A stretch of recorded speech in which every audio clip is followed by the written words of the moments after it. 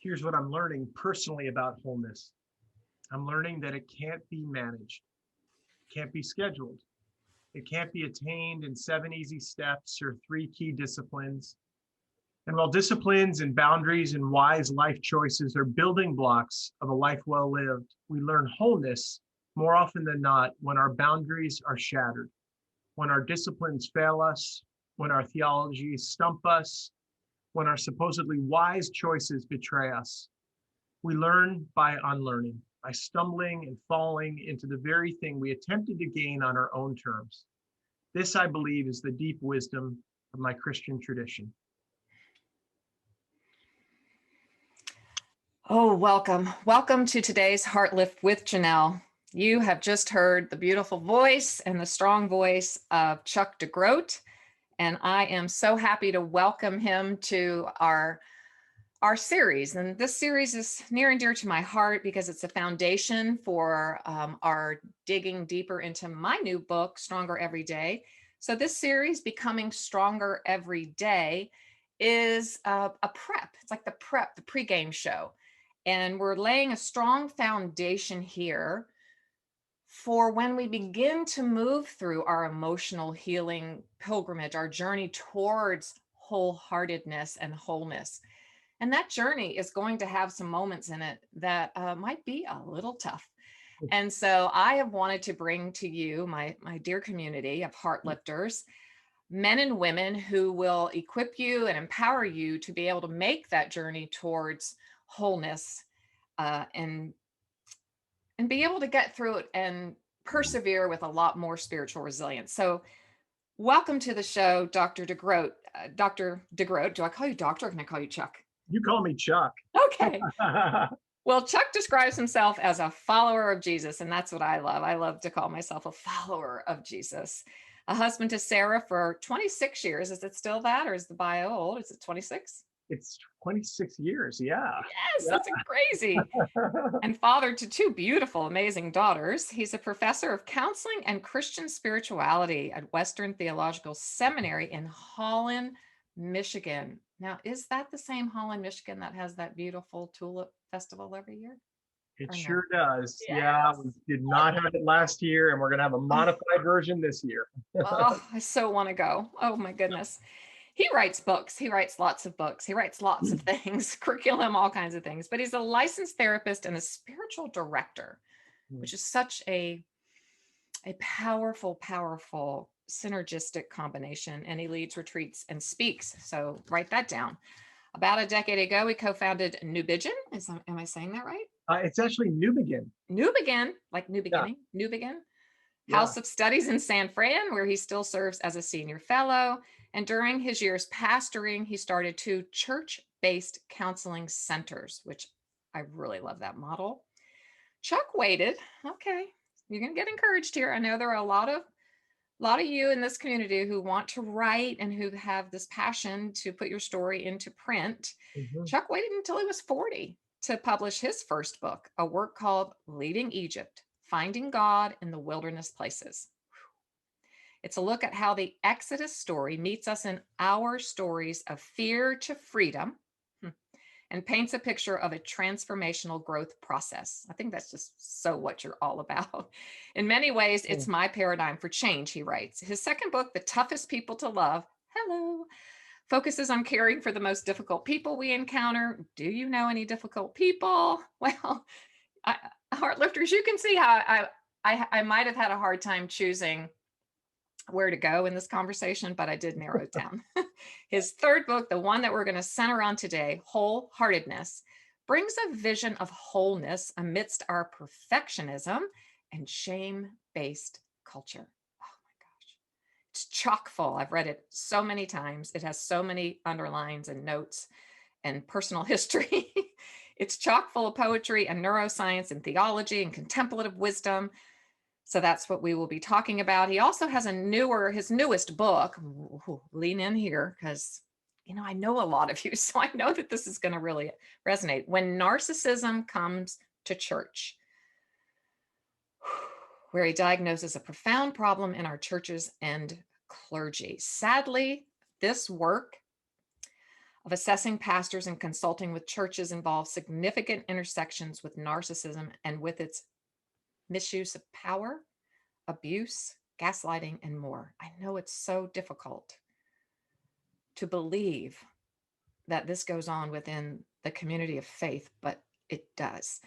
But today, on a lighter note, we, would you say? I just went, lighter note. Lighter note. We want to raise it up a little bit here today. We're gonna chat about wholeheartedness, and the subtitle of that book is Busyness, Exhaustion, and Healing the Divided Self. And as I said to Chuck earlier, I really want to hone in on that divided self. That's probably an area we haven't talked about a whole lot here in the community, in the terminology of the divided self. So you having really your research and your expertise in this subject is just so beautiful, and it's so beautifully written. So this is his book, Wholeheartedness. I want you all to get it. Busyness, Exhaustion, and Healing the Divided Self. And it's so interesting also that it was written pre-COVID, like my book, and it's even more relevant now than ever. Probably is. So welcome, Chuck. I talk a lot, and I'm going to try to sit back. I'm loquacious. I'm so excited, but welcome, Chuck. Thank you so much for being here. Thank you for wanting to talk about wholeheartedness. Yes, and not narcissism. I know. Yeah. But I really want to talk about narcissism. No, boy. No, we're not going to. I promise. We're good. But everybody listening who, it's not a funny subject. We're making light of it. I tend to laugh. That's one of my defense mechanisms when it's starting to hit close to home. Yeah. Same here. Yeah. So the subtitle of that book is Healing Your Community from Emotional and Spiritual Abuse. Sadly, I have been through serious spiritual abuse myself, and I write a lot about that in my last book, Overcoming Hurtful Words. So if you do want some help in healing in that, I personally know Chuck has been on many, many podcasts. I've listened to them talking about narcissism. You've been on Typology with Ian Morgan. I love him. You've been on with, I always get it wrong, Michael Cusick. Yep. I always get his two first names. So guys, I'll put those. How about I put those in the show notes, those links, so that if today, in all seriousness, perhaps that is a subject that is near to and dear and maybe even a wounded place in your life, we're here for you on that. And I'm always here for you. And I'll put that in the show notes so you can get some additional information about that. But today we are talking about emotional health, mental health, and emotional intelligence. I think they're often very overlooked and bypassed within our Christian tradition. And so that's what we're dedicated to here, Chuck, in our Stronger Everyday community, is this threefold cord of emotional health and spiritual authenticity, which is that healthy sense of self, healthy behavior patterns, and healthy communication skills. You write, being known is a terribly uncomfortable thing. Yikes, that's on page 7 if you have the book. First, Chuck, what does being known actually really mean? I'm so thankful that there's more conversation than ever around this topic of being known. What is that, and why is that so uncomfortable for some of us, or maybe 99% of us? Yeah. And it's such a good question. I feel like it gets back to our the original intention, the way it was supposed to be, God's imagination for life as we were supposed to live it. The Father, Son, and Holy Spirit creating us in and for intimacy, connection, and relationship, to know and to be known. And of course, before you know it, 3 chapters in, Adam and Eve are sowing big leaves and they're in hiding. And I think that's the rest of the story, right? And so now we've got this original imagination for knowing and being known, for vulnerability and intimacy and connection. Yeah. And yet we live in the reality of hiddenness, shame, pain, addiction, defense mechanisms. You and I like to laugh to hide our deeper pain. Yes. And so I'll probably laugh a lot today. I don't know. Yeah. But I think the thing about this is being known is not just our biblical origin story, it's our psychological origin story as well. That to be seen, to be soothed, to be safe, to be secure, the 4 S's that come from Dan Siegel's work, right? Yes. That's really so core to our bonding and our attachment, our thriving as infants, children, human beings. Yeah. And if we don't have that, we go looking for that. And of course, we all go looking for that in all kinds of different ways. But some of us, if we've been neglected or abused, go looking for that in all kinds of ways that can be hurtful and harmful to ourselves. And so I do think that being known is about as core. And by the way, I mean, I don't know that anyone owns the words being known, but I mean, I hear echoes of a newish friend of mine, Kurt Thompson. Yes, he's going to be on. I know. Yeah. Stay tuned, guys. So please, when you talk to him, just let him know Chuck is just echoing all the good stuff that Kurt has to say, because I really do feel like Kurt has been such a teacher to so many of us. Yeah, I agree. I'm really grateful, not only that his voice is finally getting a broader influence, as is yours. Yeah. And that just makes my heart so happy. I mean, 2016 is when you wrote Wholeheartedness. Yeah, that's right. And I remember, others getting, the world kind of broke open with others coming to forefront with topics of belonging and those types of things. But when I read your book, and then I read The Anatomy of the Soul, Dr. Thompson's book, and The Soul of Shame, I was just like, wow, oh, please, Father, open doors for these voices, especially, I'm male voices within the body of Christ that will bring this message to us, because it's a tenuous issue, I think. But yeah, that's right. I love that you shouted him out, but I also know that you're writing about it very beautifully. So I want to hear what you have to say as well. Yeah.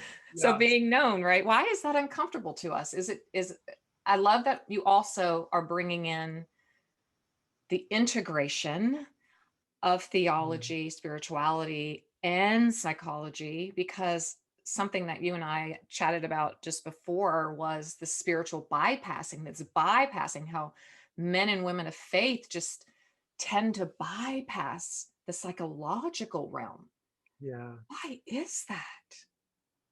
Yeah, we bypass things that are uncomfortable to us, right? Emotions that are uncomfortable to us. I mean, I don't think I knew the language of spiritual or emotional bypassing when I wrote this book, Leaving Egypt, right? But the whole idea is like we go on this journey and we can't avoid the wilderness.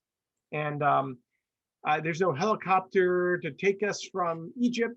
No drones. And no drones. Where were they? Yeah. And in the church, let me just put it this way, and I hope people hear this the right way. The white church in particular, this is good. We avoid the wilderness. Like the black church has had to go through the wilderness, and their songs, they're wilderness songs. Yeah. And the Exodus marks their journey. But for many of us, there's a kind of comfort to our lives in a way that we like, okay, so if things aren't going well, I'm just going to maybe I'll buy one of Chuck's books and it'll fix me, or I'll read this Bible passage and that'll make it better, or I'll just pray this prayer. And we treat God like a genie. If we just say the magic incantation, we'll get our 3 wishes and everything will go well for us. God actually doesn't work like a magic genie or an ATM machine. God meets us actually in the midst of the dark night of the soul, as St. John of the Cross called it 5 centuries ago, right? In the pain. Yeah. In the struggle. In the struggle. Yeah. In the wilderness, for sure. Yeah, I wanted to read this beautiful quote. Don't mind me as I turn my papers over. Oh, I know. I wanted to ask you here. I think it's a good spot here. All right, two ways we can go, and I'm going to give you the freedom to choose the way. Okay. When we talk about wholeheartedness, when we talk about why it's uncomfortable to talk about the more difficult emotional states, right? Those things that we really don't want to get underneath it. I say a lot here, sometimes even my own client, let me start with me.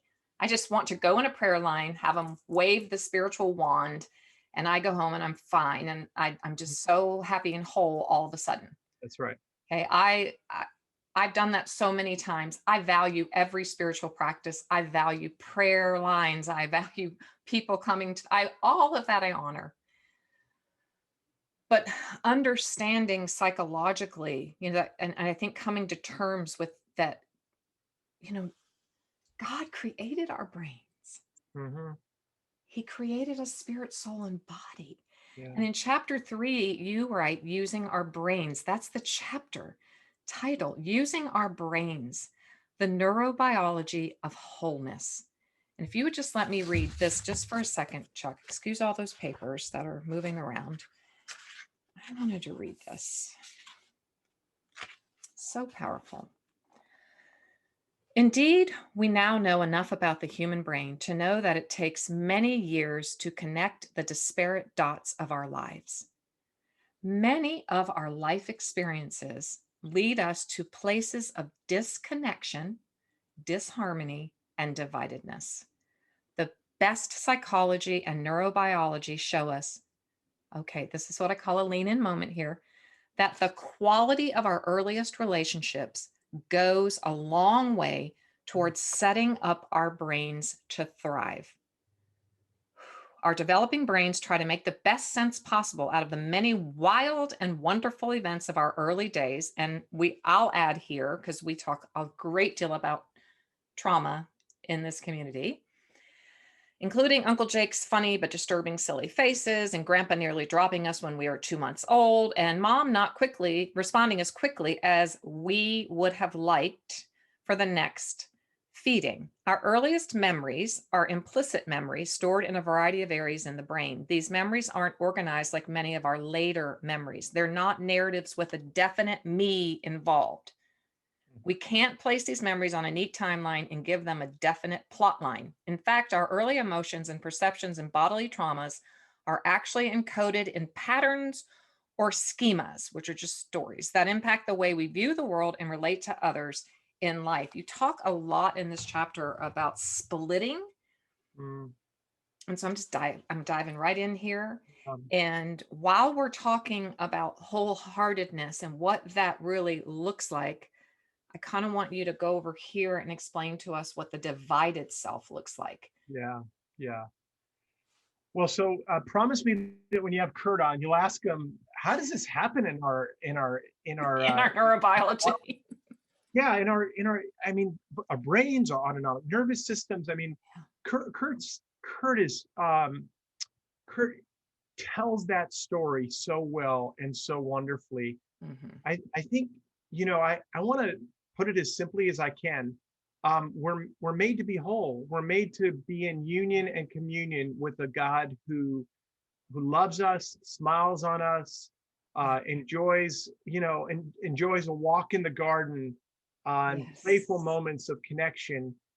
And the reality is that earliest story tells us that something was off, something was wrong, and we went on our own in one way or another. The story in scripture is the story of grabbing fruit, right? And our stories look so wildly different in all kinds of different ways. But we know that it's inevitable that we're going to go our own separate way, right? We're going to move away from the very moment we're born, right? I love the 17th century poet and pastor George Herbert once said, "I cried when I was born, and every day shows why." And it's like we leave that original sort of intimacy with mom, and then like we come into this world and there are people in white lab coats, and now and it's cold and we're crying, and now water and all kinds of things. So in a way, it's like it's not the way it's supposed to be, and from the very beginning we're longing for that reunion, right? And so the splitting that you're talking about is, and I'm going to say it the way I can say it, and you say it so well, but it's like I think it has to do with it's self-protective in nature, right? We're just trying to survive a world that can be harsh and hard, and even like some of my students will say, but I grew up in a great home. and I want to say, but you still grew up in a broken and sinful world, Oh, yes. Collective and trauma. Right. it's collective trauma, and it's not perfect, right? Hmm. And so we develop capacities for coping in that world, ways of, Yeah. you and I joked a little bit about being jokers. We Yeah. learned to be. I learned that my sense of humor Me is one too. way that I can cope in the world. I learned that I I've can got a deflect brain, that way too. Deflect hard like topics. that Yep. way, right? I learned that I had a brain. I could use my brain, and that could be one way that I survive in the world. I Mm. learned that if I withdraw and I just stay quiet and I don't get as involved, that could be another way of protecting myself in the world. These are I'm trying to describe very practical ways of splitting. Mhm.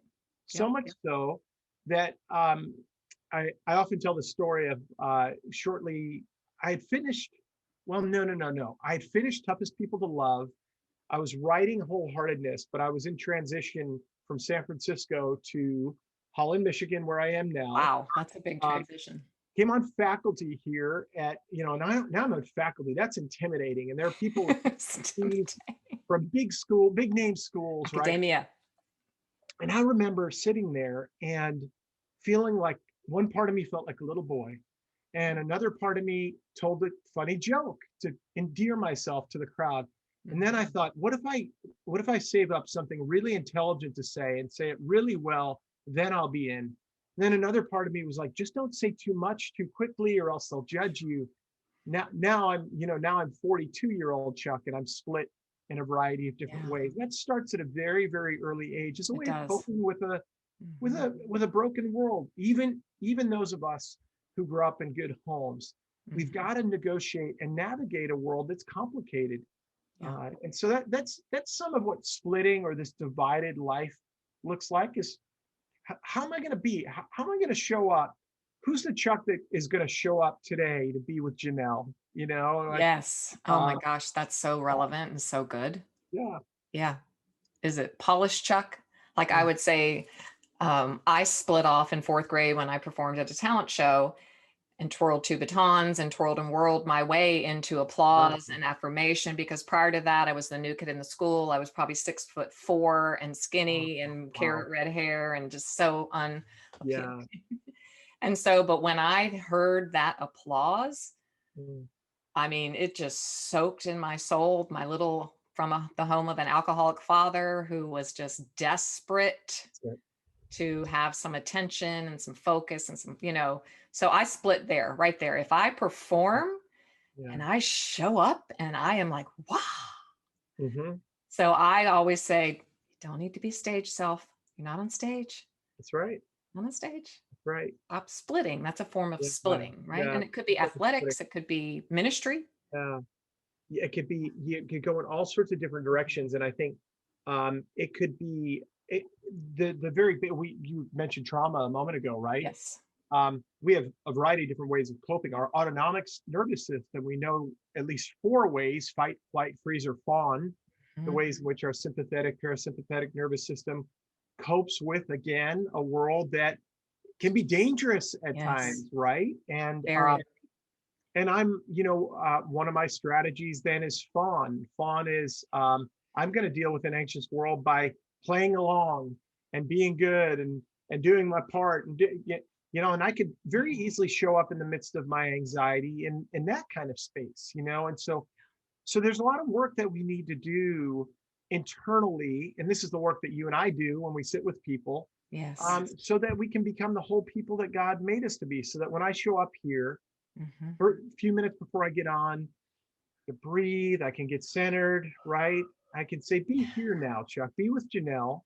You Be don't have here. to be in that conversation 2 hours from now. You don't have to be in that No.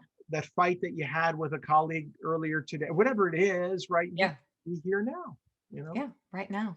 Yeah. Exactly. I love that. It's so good. We're also in a global pandemic now.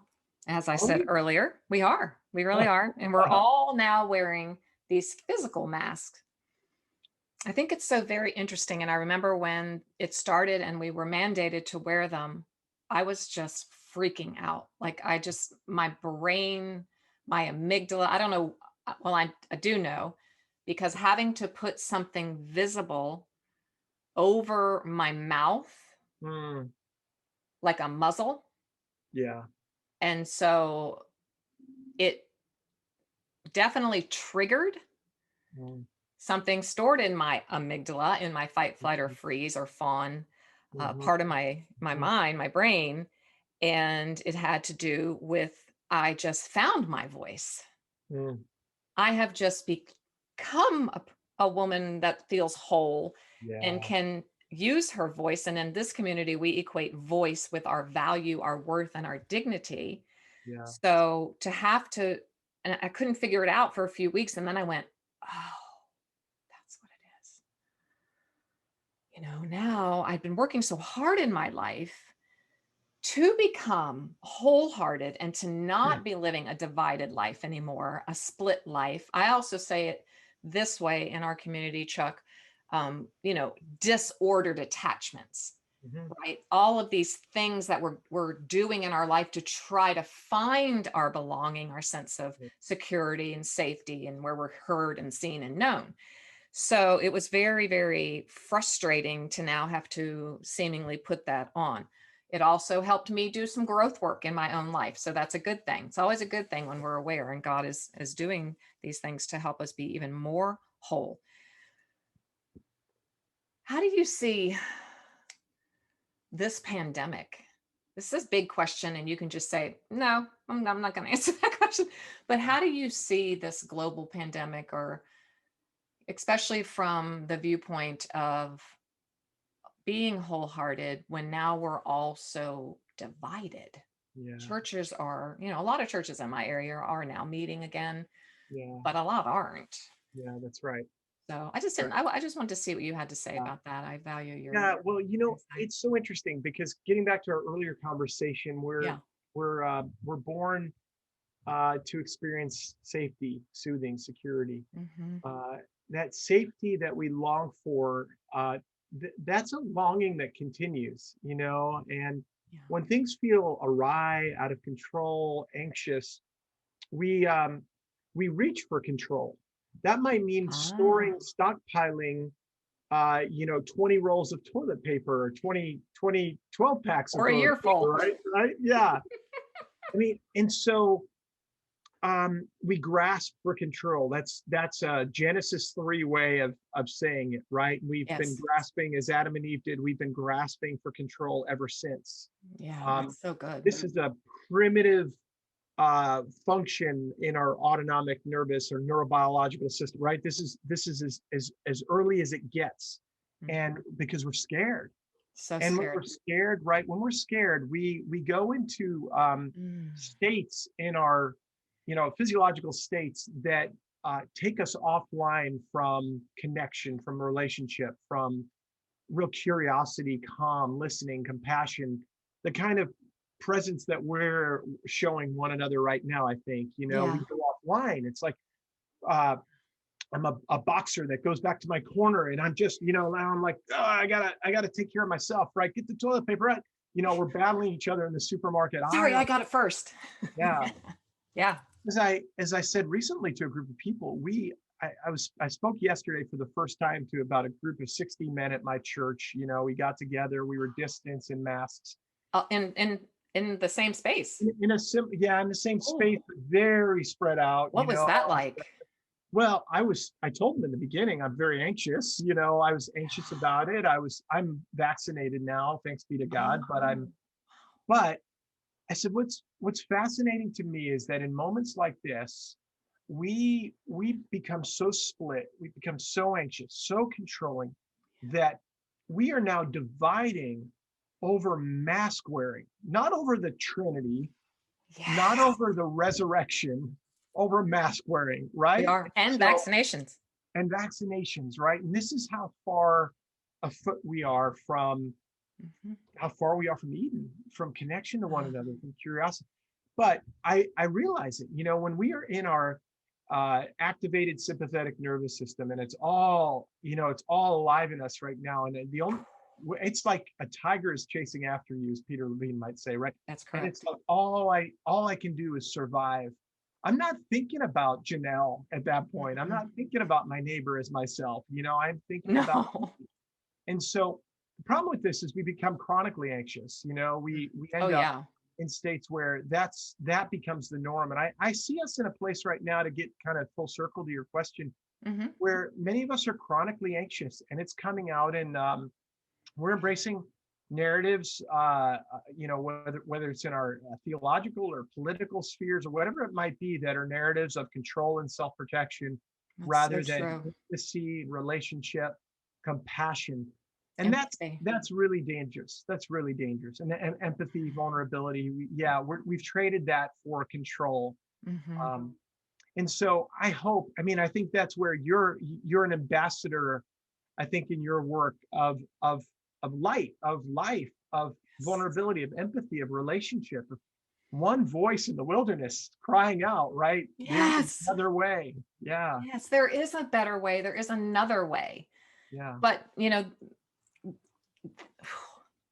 I, I said, take a pause. It's just so good. Mhm.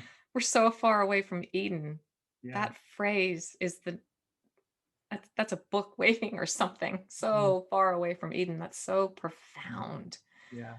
And so I'm like, so how do we get back there to that place of being known and that place of wholeheartedness? And, I know that in your work as a spiritual director, how big of a part the contemplative practices play in your life. Right. And I talk about them all the time because I've been working decades on trying to be quiet. And still, I was a dancer. I've danced my whole life, Yeah. so to be still is, really difficult. Mm, But is there something that you can just offer to us here? Maybe a practice, yeah. one simple thing Yeah. that when we are in that chronic state of Yeah. anxiety, and believe me, I'm there on so many times, and I know this stuff. So Yeah. it's like one place we could start, just something. Yeah. Yeah. Well, that's good. And let me just say this to you as a dancer. There's Mm. good news, because do you know the work of Barbara Holmes on the contemplative practices of the Black Church? Oh, I just heard her. Yeah. Yes. Yes. Okay. I heard her on a Yeah. podcast. She's Okay. like, Tell us. she's like, you white people, you don't own contemplation, and it's very Western, individualistic for you. It's off in a corner doing your silence and solitude.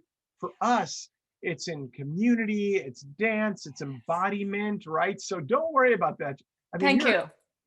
I do think that the contemplative tree is wide and broad, and there are a lot of different practices. But I do think that one of the things that we know about our bodies is that uh how do I put it? I mean, we crave embodiment, we crave being present, and being Yes. present, right?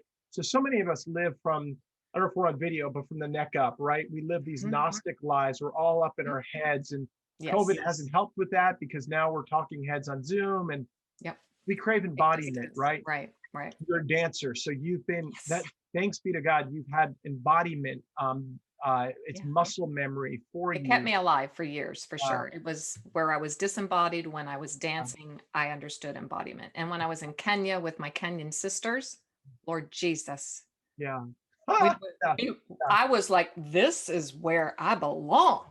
yeah, that's right. I this Right. is I know I don't want to go. This is it. I want to move here. I want to live amongst them. Yeah. They're groaning and moaning on the one hand, deeply in prayer and the other, and then we're dancing and we're moving our hips and yeah. So I mean, that's it, right? And I yeah. think that that's we I will sit with folks who've been in survival states of like Mm. chronic stress and anxiety, and I will say, so what's the last time you breathed? And they'll look at me like, I don't know that I breathed in 20 years, like I think that that's part of it is we have lost we have lost track with our bodies. This is why people do yoga and things Oh like yeah. that. I know some Mhm. people are not I know. excited about these kinds of practices, but the different practices that we employ in the Christian tradition, and I talk about some, um, involve us using our breath, using our Yes. bodies, to get present to God, to Mhm. ourselves, to what we in the Christian tradition often call the true self, Yes. in the midst of all the other Yes. selves that are split off, the funny self, the academic self, the withdrawn self, the little boy, I get Yes. present to myself, so here again, a few minutes before I get on with you, I breathe in deeply through my nose, and my tummy goes out. This is my way of breathing. Yeah. Big belly breath. And I hold, and I let it out through my mouth, like I'm steaming up a mirror. And I just let that go as long as I can. Go ahead and lead us in another one. That's great. And then in through your nose. And hold. Out through your mouth.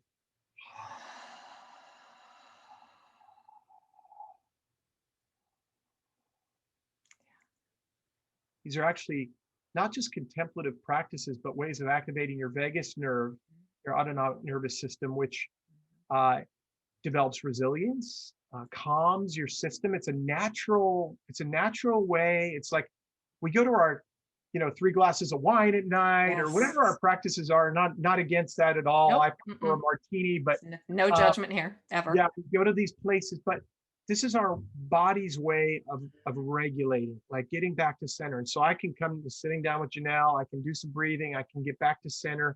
It brings me back online, brings me back to my prefrontal cortex.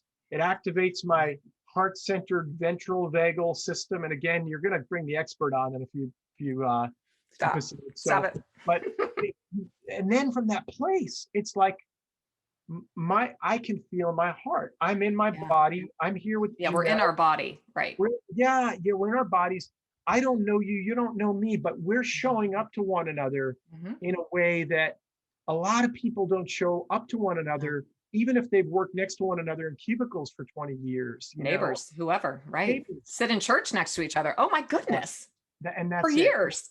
And this is why we're so far from Eden, right? We are so far from Eden. We're near each other, but we're not connected. We are so not connected. That's it right there. And I'm going to pound the table, and I'm going to preach it, and I'm going to do what I have to help bring some form of authentic connection. Okay. Before we leave, that was just so good. I want to value you and your time.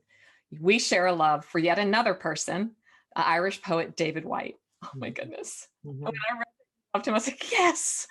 Oh, I just love his work so much.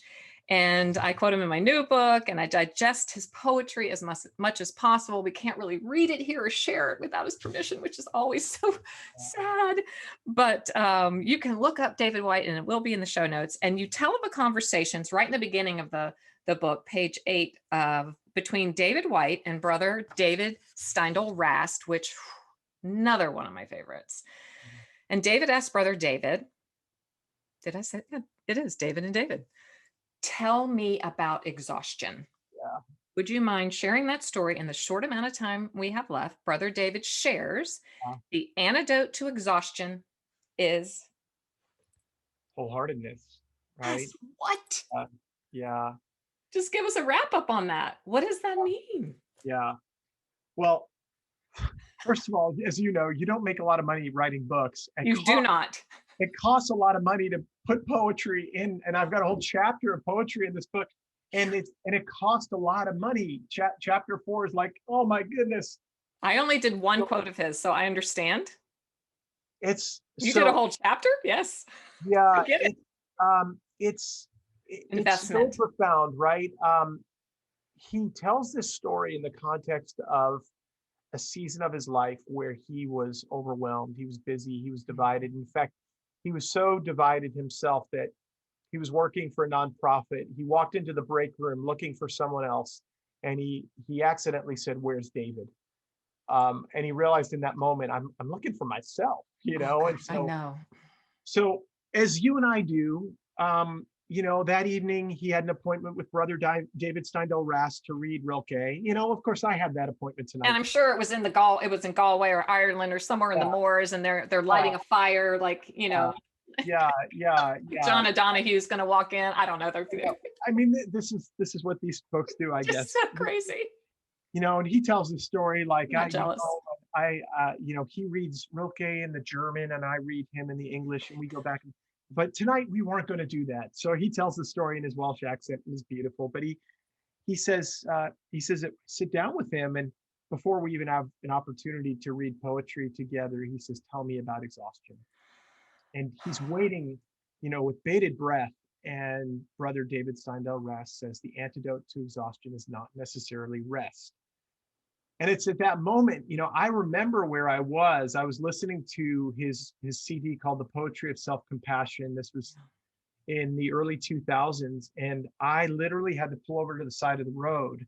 I had it in my car CD player. I was a pastor for many years. I was going to preach somewhere, and I pulled over to the side of the road. And when he said, the antidote to exhaustion is wholeheartedness, I just started weeping.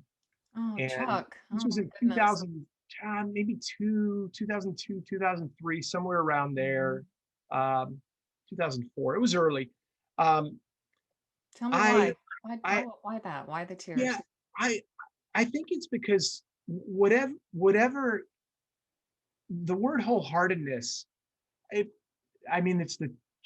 the name of the book, right? But I simultaneously felt like I had stumbled onto the great secret and I didn't have a clue what it was. At all. And Exactly. I'm 50 now. I was probably 34, 33, 34 at the time. Wow. I was, young, Young buck. two kids, two young girls. And Were you exhausted?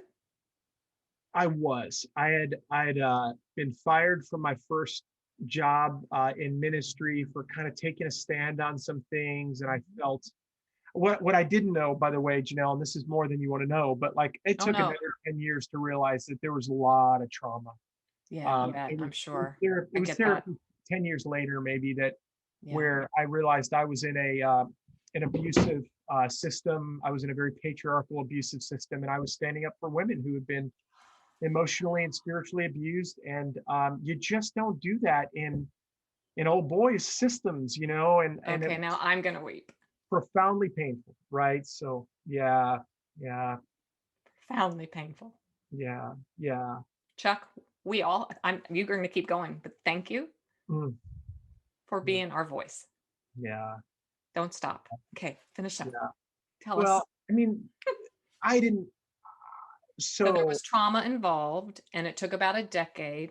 So at that moment, did wholeheartedness So Brene Brown starts using wholeness, right? In 2008, 2009, whenever it is, her TED Talk comes out. She's talking about, I have people in the church in San Francisco coming to me saying, have you heard? It feels like the gospel is coming through to us through Brene Brown in a way that, and I'm starting to learn more about the brain and trauma and Daniel Siegel's work. And I don't think Kurt was on the radar at that time. And and so it was, thanks be to God for David WHYTE, John O'Donohue, Mary Oliver, Brene Brown.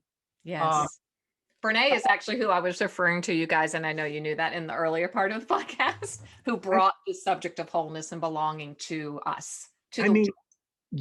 Such a prophet of sorts, right? And so really, very much so. The book emerged out of me doing the work on the ground in the city of San Francisco, in a very busy, distracted, divided, entrepreneurial, experience-oriented place, doing that work and recognizing that inviting people to oneness and worthiness in Jesus, well, that's a challenging thing. I remember leading a 48-hour silent retreat and asking people to turn off their cell phones, and literally having people come to me saying, no, my life depends on my cell phone being on. And it's a matter of life and death if I turn it off. I'm like, really? Is it? No, actually, it's a matter of I'm not going to get the call from the colleague. And so we were trying to, in retreat centers and silent retreats, trying to figure out, what does wholeness mean in the context of a city like San Francisco? And really the book was born out of that. How interesting geography. We've been talking a lot about geography with some of our guests lately, how geographically and how strategic Christ is in putting us in those particular locations. And what a place to start learning about wholeness, San Francisco. really Yeah. so busy. My daughter lived there. Yeah, it's so busy. Yeah. It's fascinating to visit, but Incredible yeah, city and complicated city. Yeah. exactly. Yeah. So as we're closing, I don't want to, but we will because it's time. And I just thank you so much for being our voice, for being vulnerable to share more about your pulling over to the side of the road. I can understand that. I've been there, and I know that you've made some very difficult choices in life, to get to the place where you are today. And I just thank you for being our reformer, a reformer in our church, who is leading us all, on this beautiful journey through the wilderness so that we can become our truest self. In our community here, we call it our God breathed self, because God breathed his breath into us. And as you so beautifully led us back to that breath, to remind us that his breath is in us and it's full of everything that we need That's to right. actually make our way from being divided to being whole. That's it. Preach. Preach. Can I? Oh my gosh. Look at me. I asked for permission. Oh my gosh. It's muscle memory, isn't it? Once you've been in that world, right? That's what it is. Yeah. Yeah. Okay. But you are, look at what you're doing. That's exactly what you're doing. And you're offering light and you're leading us back to Eden. And it's good work, Janelle. Stop Thank you counseling me. no, thank you. This is good work that you're doing, and a great time and great connection with you. Thank you for it. Thank you so much. You be blessed. Everybody out there, tell us, Chuck, real quick, where they can get a hold of you, and then I'll have everything you need to find Yeah, Reverend Dr. Chuck DeGroat. yeah, yeah. So it's pretty simple. ChuckDeGroat.net is my website. You can find more out there, and you know how all that stuff goes. So I do, yeah. and your website is so stocked full, and I'm already signed up for one of your courses, and it's just been so good on the contemplative practices. And so, Wholeheartedness, go out and get your copy today, so that you, my friend, can add that to your emotional health toolbox, Yeah. because it's going to be very helpful, and you'll hear me a lot talking from it. So I just want to thank you all for joining us today. And most importantly, until we meet next time, always remember that you, Heartlifter, are clothed with strength and dignity, with nothing to fear, and you can smile at your future.